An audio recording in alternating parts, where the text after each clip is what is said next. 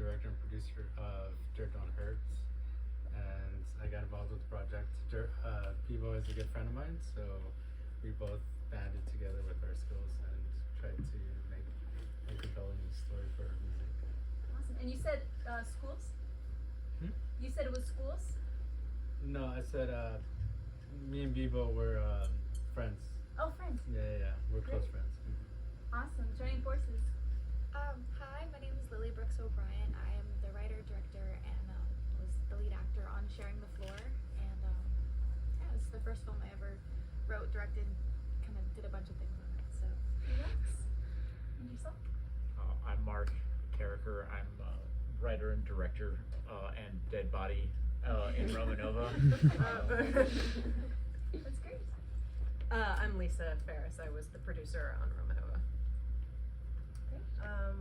Hi, I'm Laura Medeiros. I was here before for the other project, another film as well, but for this specific one, I wrote a short film called Occupational Hazards, which It was in the block before. I was in the blog before for a short film that I made that unfortunately not everyone here saw, but called Good Times, Bad Times as well. Congrats. Thank you. Absolutely. And so, starting with yourself as well, working our way down, share with us how, if you created the story, how the story came about, or if you were brought on later, how that happened. I think you mentioned that you were that you teamed up with your friends. Yeah, so the Bibo, the artist, the musician, she came to me with the song. So she actually just wanted to do a little garage music video for her piece, and I told her, wait, we can do a little bit more. Just give me some time. I think I have a story in mind, and I got to pitch this story to her of just heartbreak from what I was relating to the song itself, and trying to think of how I can utilize some resources that I have in mind of some places and locations. I just felt like the story that I got to put together was something that complemented the song that she was trying to tell. Yeah. And the story. Good job, well done. And how long did it take from beginning to final cut? Yeah, we actually she approached me. By the time when she approached me to the time we started to wrap it up and finish, it was about like a year long. Nice. So a lot of just brainstorming, meetings, just making sure we cover a lot of details to like get it to where it was. It's great. A job well done. Yeah, thank you. And yourself? so I started writing Sharing the Floor, oh gosh, it's probably almost 2 years ago now. I kind of started writing it as something for me because the story is very personal to me, and I just kind of was writing it for me, not really thinking I would ever actually make it. And I got together with my good friend CB, and she's a producer, and I was like, you know what, I kind of actually want to make this. And I really decided that just because I felt like it would give myself a lot of closure, because the story was very personal to me, and I just felt like it was a story that isn't told that often, and I felt like it was a really good way for me to share my story and my experience. Absolutely. And you said that it took 2 years? Yeah, so I started writing it about 2 years ago, and then, I mean, we finished it back in January, so. Of this year? Yes, yeah. Awesome. That's great. And yourself? I started writing Romanova in April of 2020, I want to say. So a long time ago. It was very much product of spring of 2020, when suddenly we all had a lot more time on our hands, and also national and world events going on at the time. The public reaction to COVID, also the George Floyd protests that were going on at the time, really sort of struck me as it really highlighted how divided we are, and so the Romanova, I guess, was sort of born out of a hope for a deeper understanding among mankind, I guess. Yeah. Absolutely. And you said that you started writing it in 2020, like the middle of 2020. When did you get to your final cut? We shot in April of 21, and the final cut was October of 22. So a long time. We've been living with this movie for a bit. So we're making it happen and getting it to Get it out there. festivals. Exactly. Absolutely. And yourself? Yeah, so Mark came to me with the script at the end, and I kind of looked at it and thought, let's do this.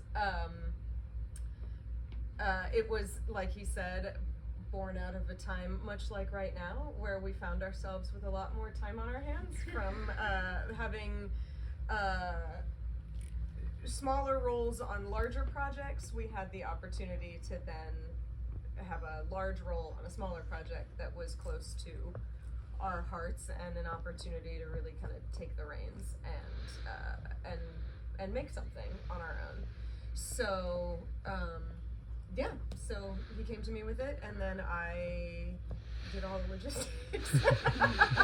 So all the really boring stuff that I'm sure you want to hear about, like spreadsheets and paying people and L&D and contracts and No permits L&D. and things No like that. L&D. There was no L&D. Everything that holds down the fort. Yeah, exactly. Which so is that's so important and so needed. yeah. That's great. Yeah.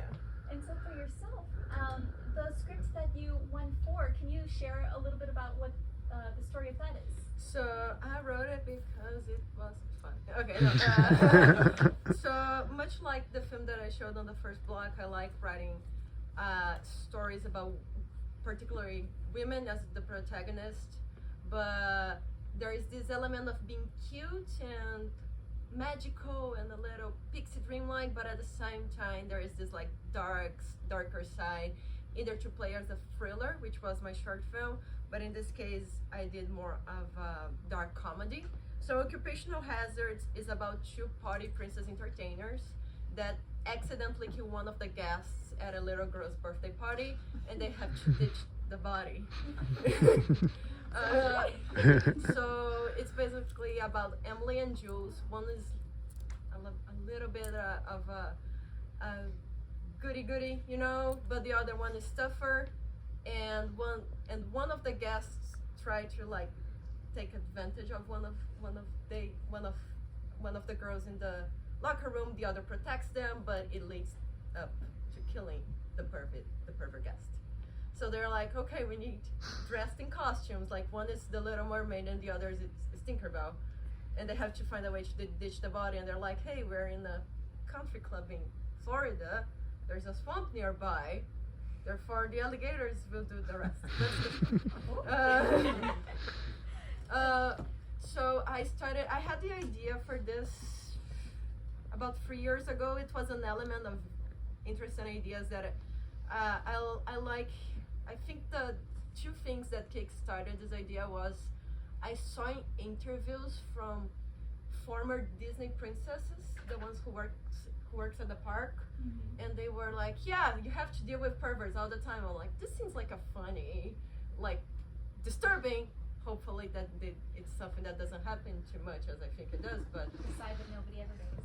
yeah, but like I was like, can you imagine like a guy going to one of the princesses like, hey, you know, wanna go to my hotel bedroom or something? Like, and they say this stuff happens. So I wanted to make a story out of that. And the other thing that I found it funny is that more or less the time I was thinking about it, I rewatched Little Miss Sunshine, and you know the scene where they have to take out the grandpa's body out of the hospital into the car. I was like, this is a so cool concept. So the two things kind of merged together, and then wrote the script. That's great, and you made it happen. I made it happen, and it's something that I really like. I'm mostly a producer who likes to write, and that's something that I really, really want to make it work one day. Hopefully soon. I don't know right now, really, but This is a great launching pad. thank you so much. I'm so happy about it. Thank you so much. Yeah, and so this, absolutely. So this next question is open to anybody. What would you say was an unexpected curveball, either in pre-production, production, or post, that actually ended up being a blessing in disguise? I got it. Sorry, our lead actress is in the front Don't row. worry. She. Totally giving everyone. 3 weeks before we started shooting, she broke her foot. Which happens to be the left foot in the leg that was shot. So we had, she was. Number of phone calls. Yeah, but such a trooper. She still, made her way out to the desert. And Well, I was literally carried. At a certain point, it got at the lagoon scene. It was like X amount of days in, and I was just done. And we were like, we have to get there, and it was just chaos. And Mark was like, hop on. So the silver lining, I mean, many silver linings, but one of them being we never had to say, you don't look like you're limping realistically. There you go. So you think you're supposed to break a leg, but not More, the yeah. leg. More method than any of us had. Yeah. None of us have drunk out of a hydro flask since. Was this a And so- method approach? Is that what was going I on? wish it was that exciting.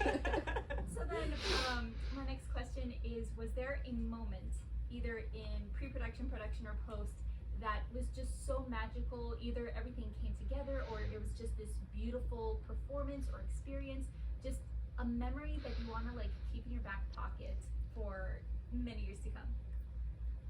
I think for our music video, when it came to like getting all the crew members and everyone working late nights, overnights for this project, in the rain as well, but just seeing everyone's like the crew that I was able to bring together is like a family as well. Like we like to work with each other, and so like seeing happy faces on people, having a good time with one another, at the same time working really hard in these kinds of conditions was an experience that just makes the rest just like flow smoothly, and you can tell by the results. It just translates over to what ends up being captured on the screen from like everyone's little efforts that they all put in. For sure. I think that's one of the most beautiful things about filmmaking is it's such a collaborative art form that, just really it's magic. Like you said, when people can push their egos aside and just come together as a family, as friends, and, make the magic come on the screen is a beautiful thing. Yeah. Anybody else? I would say, so Julia Garcia, she played Jaden in the film. I was bringing together all of my friends. I'm an actress and I have a bunch of friends who act, and I was like, just asked a bunch of my best friends. I was like, can you be in it? And Julia she's my best friend, ended up playing Jaden, and I was directing as well, and I didn't realize how difficult it would be to direct as well as be the lead, and that was definitely a curveball that was interesting, but it was definitely it was great to have Julia. She kind of stepped in as like a kind of co-director when I wasn't able to like see myself on screen, and that was something that was really great.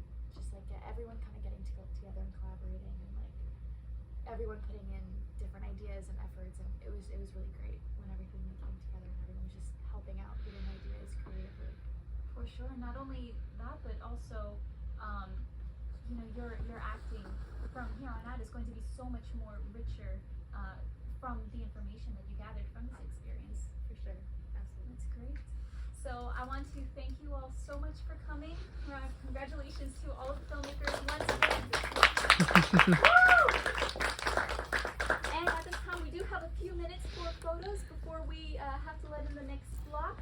And thank you guys so much for coming.